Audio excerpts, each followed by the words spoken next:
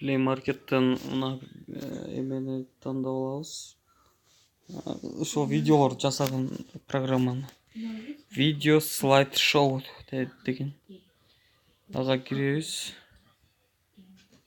Мына video slideshow. Буга киребиз, дагы анан видеолорду жасап, кыскартып, музыка койсок болот, ар кандай кылсак болот. Редактироватка киребиз. Мынтип реклама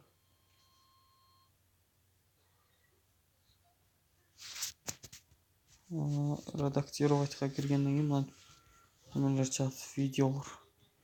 Сиз кайсы видеону кыскартып же болбосо жасап музыка коем десеңиз, анда ошо видеону тандап аласыз. Мисалы мынаны тандап алдык.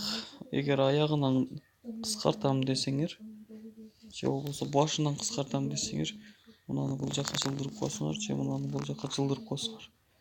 Дабы аягынан кыскартабыз десек, мына жылдырып койдук уже. Анан добавить кылабыз. Далее кылабыз.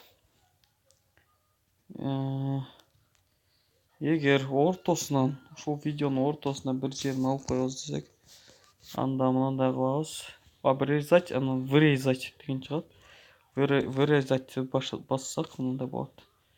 Мисалы мына жердин ортосунан мынтип, мисалы мына жерин кыскартып койсок, ушул жерин кыскартабыз. Мисалы кыскартып койсок, мисалы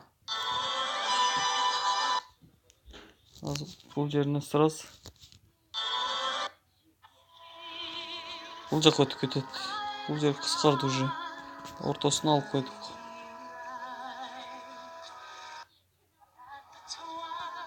Бул жака өтүп кетти уже.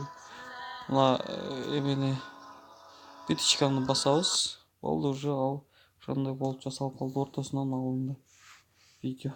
Анан сохранить кылып, сохранить кылабыз. Анан реклама чыга берет. Анан кайра мынаны басып, назатты басып коебуз.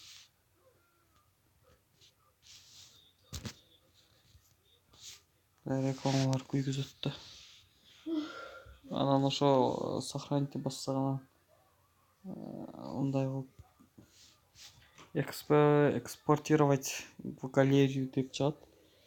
Ошону басабыз, дагы нормальныйды басып коебуз, ошо өтө берет. Сиздин галереяңызга өтүп калат. Мисалы мындай болуп. Мынтип өтө берет.